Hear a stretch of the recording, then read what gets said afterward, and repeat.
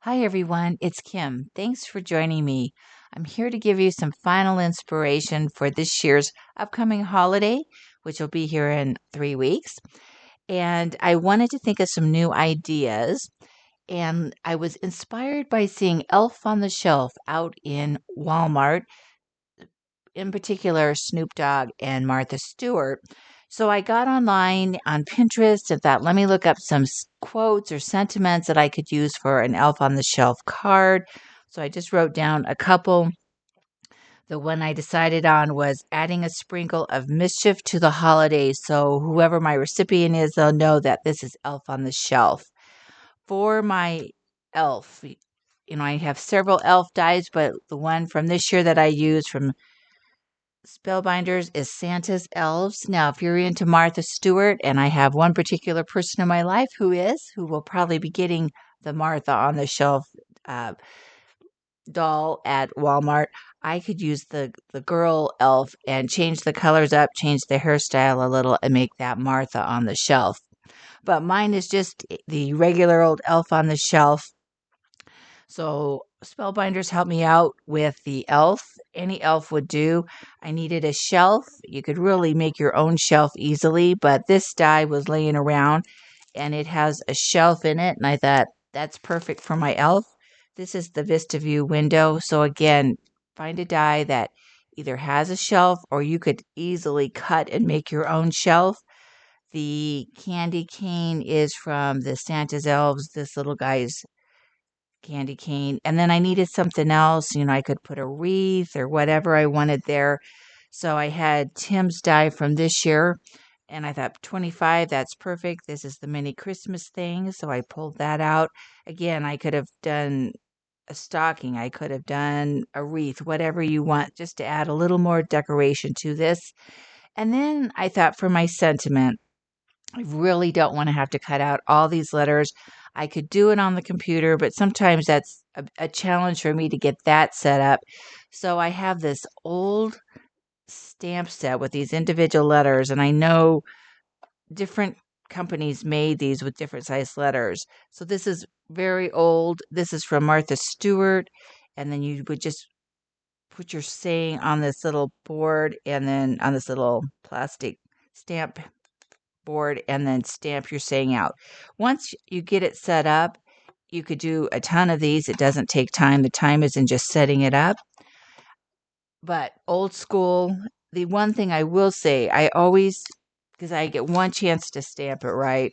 So I stamped it, fortunately, before I stamped it on my card because I have B's instead of D's. So good thing I stamped that out. So if you have one of these, always stamp it on a scrap piece of paper before you do it on your real card. But I was happy with how he turned out. And once I get these set up, then I could do a bunch of those, probably for me quicker than trying to set it up on the computer. Okay, then I was digging for various stuff in my stash and I came across this postage die. I knew I had this from Eileen Hall and Sizzix. Again, this is an older die, but you're going to see several older things because I was digging in my stash. But I thought, how perfect would that be, especially if I had some of these leftover pieces from Tim's two die sets.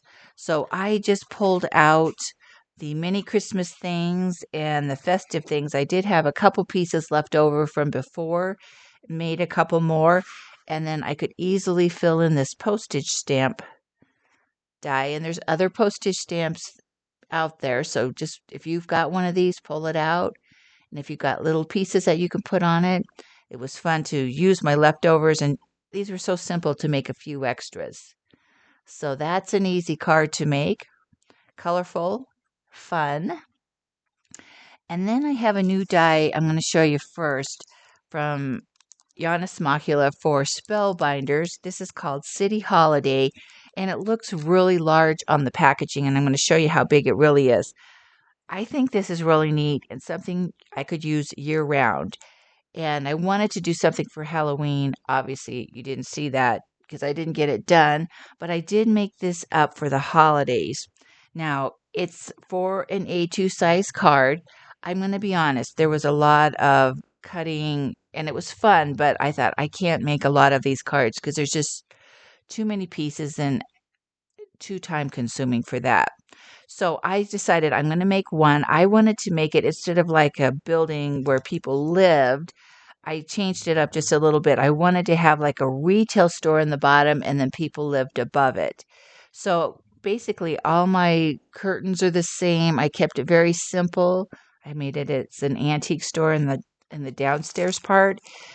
This does have several different, there's a lot in this die set, several different curtain styles, 3 different curtain styles, different things that you can put in the curtains, or actually we should say 4, because these swags could be used, you could probably figure out a way up here, definitely for the larger window on the bottom. So, and some other decorative pieces. So there's a lot in this die set. But this is what I did with it, and I thought, instead of making it a card, I'm going to put it on. I found this moleskin notebook that I had purchased somewhere on clearance. I have a ton of little notebooks. So I'm going to use this to keep track of various holiday things, whether it's cards I send, maybe for grocery lists, if you had events to go to. So I put some little tabs here. I haven't decided how I'm going to do this, but what I didn't want to do is have a tab that sticks out beyond the edge of the book. So I just cut out these little pieces. I think this is from one of Tim's dies, these little like frame pieces, and just made my own little tab. Again, I didn't want it sticking outside the book, but it's enough and I can see the colors that if I want to flip through something, I can do that. I also didn't center this on my notebook, and that was my personal preference. If I didn't have this elastic band, I would have, but I will keep this elastic band on here. And so for my eye, I liked it better like this because, I see this. So for me, I liked it better off center because this band will be on and it's centered to me this way. But just another idea, this would make a beautiful card. But again, I found it so time consuming to cut all the pieces and then put them on here. I thought I'm going to do something I will enjoy, and then I can use this year after year. And then it will be somewhat of a record of what I'm doing during the holiday. Another card that I wanted to make, and this one actually was not that time consuming, was this one using Karen Berniston's die here to make Santa fly through the sky. When I first saw this die, I thought, oh, I've got to do this Santa in front of the moon. And I just did it the most simple way. I didn't, try to make Santa fly a different way. I pulled out some of Tim's dies for the city and the cars. And this is a Vault Christmas Magic. I think this came out last year. I'm sure if you look online, you might still be able to find that if you don't have it. But he also had all these other pieces separately. So maybe you have the old, I think this is called Cityscape. And I know he's had several Santas on a sleigh there with flying with the reindeer. So check out what you've got. I know there's a ton of Santa on a sleigh with other companies as well. The moon is that big old moon die from Tim. Moonlight. But again, if you have a background die, we've looked at a Sizzix background die called Lunar Landscape. I could have die cut that, just take a circle punch or circle die, cut it out, and I'd have my moon. Now, for the mechanical part of this is from Karen Berniston's die, the Whirly Wheel. And we've looked at this before. And again, I've been messing around with this, and I've got different things that I've played with to try to animate it differently, but I just thought keep it simple. And once I set this up, I could actually do a number of these. So in the die set, I keep this little piece of paper so I can move this around. And that's what I did here. Ignore this blue one, just look at the white one. This comes up so I can move this piece around. And I played with this before I started it. And I'm like, okay, let me put this here because I kind of, I stuck my moon there to see what it would do. So it would go to this right-hand side here. But let me show you which way Santa flies. If I turn this wheel down, so Santa's sort of flying backwards. The other thing I tried is I thought, let me stick it over here and I'm going to push this wheel the other way. And I liked that it laid on the left side of this little band here. And I thought then it covers the moon more. And when I did it on this card, if I'm going to do it pushing up instead of pushing down, then Santa's flying more in a forward motion than a backward motion. And I liked that better. So I thought, okay, I'm just going to mark the wheel differently instead of pushing down, push up. And when you die cut it, we've got our wheel here. Let me turn this around. And normally you would be pulling down if you die cut it out and mark these. So I die cut it out. I flipped the wheel around and just lined it up along the edge. It works just as well. And then I could mark the arrows going up rather than going down. And now I do like the fact that Santa is flying forward instead of flying backwards. And he's along this left edge rather than this front edge. I just preferred that in the card. So I keep this in with the die set. That makes it super easy for me to play around with stuff like this and figure it out before I've got everything cut, put together, and then decide, I wish I had done it the other way. So again, this was not that difficult. Once I figured it out, I can mark all the cards. There's not that many pieces to cut out and put together, but I really think this would be a special card. Another one that I wanted to do was using Pear Blossom Press's lights. So let me light this one up for you. I've got my candle that lights up. This is the one for like the birthday cake that we looked at, or the cupcake. I can blow it out. And I have it very lightly here. I'm not sure you could see it. Push and blow. And I did those in a green color to sort of stand out on the leaves. I had this in black and it was just too much. So I thought I'm going to stamp that in green. You can still see it as a recipient, but it's not, it doesn't take away from everything else. So I want to share something about the candle that I did a little differently. This is the one that we looked at. This is a sample I made at Creativation, where you press it and then you blow on it.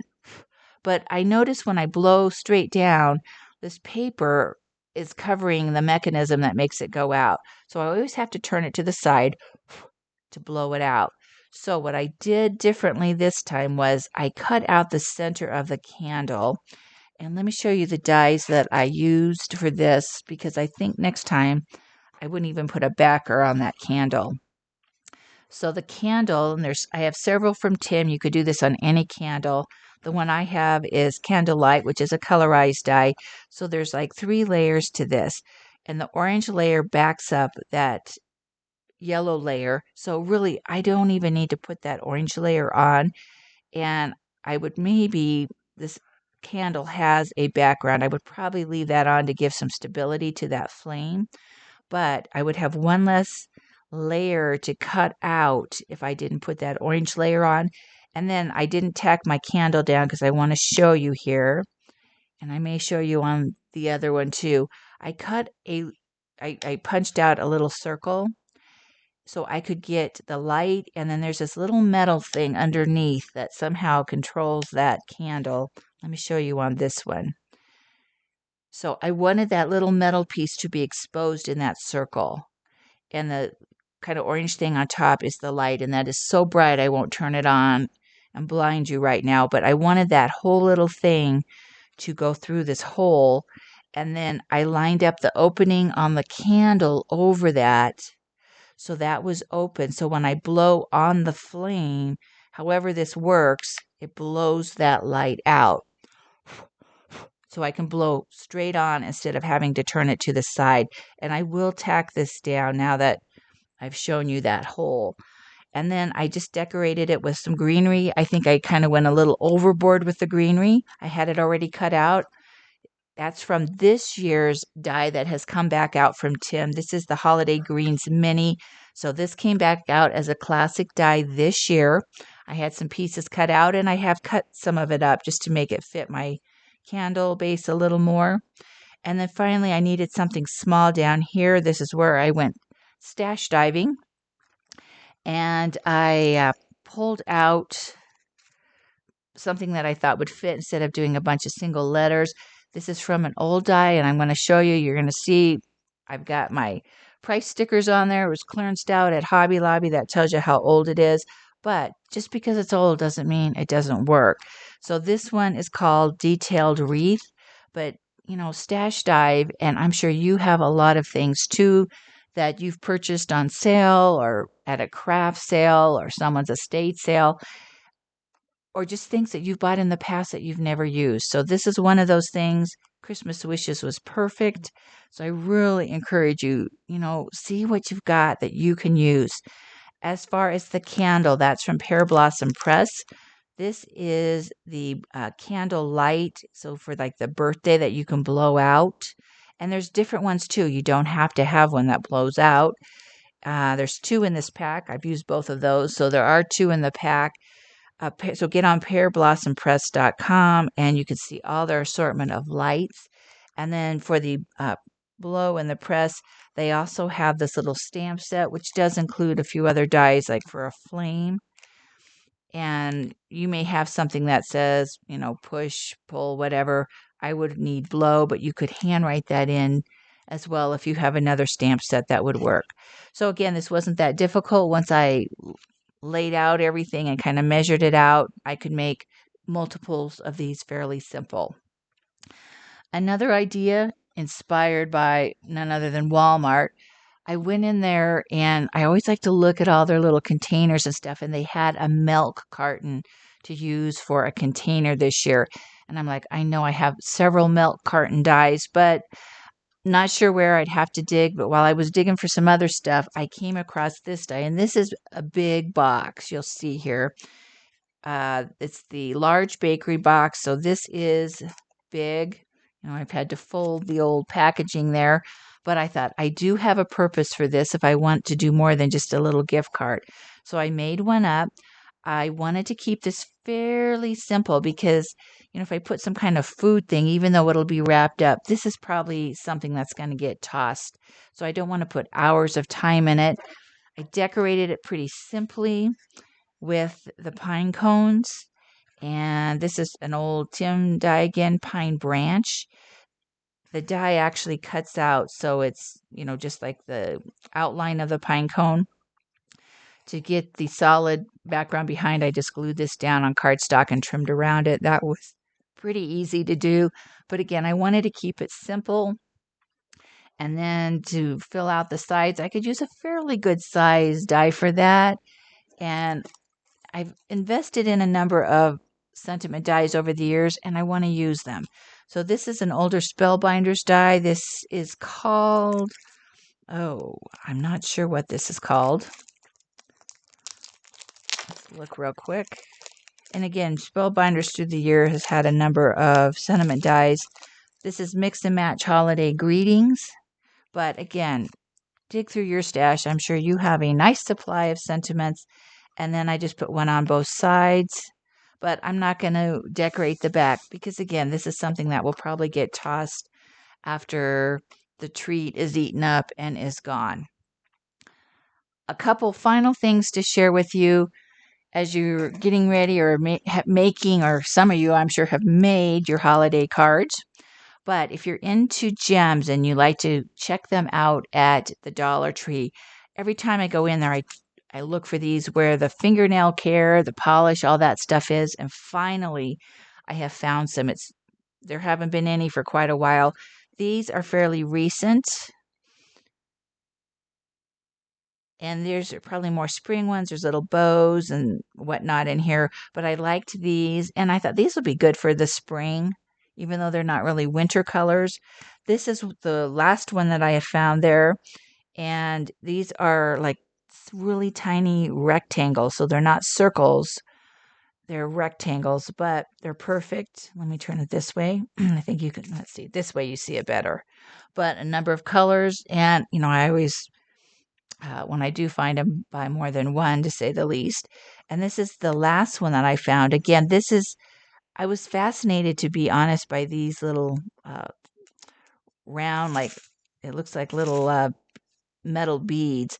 These are flowers, larger and smaller, black and white. So all I could think is these go into the center of the flowers. But again, you can use them however you want. But look, if you go into Dollar Tree and you're looking for some inexpensive gems, check out the fingernail aisle. And one last thing I want to share with you, this is a project I want to do. I've seen these putz houses and on a tier tray or a tier table if they have a lot of them. Back in the day when Tim came out with his village houses, I saw this also being done. So I thought, oh, I've got those village dies. I have some of the houses made. So I'm going to do this. So this is, it shows you about 15 inches up.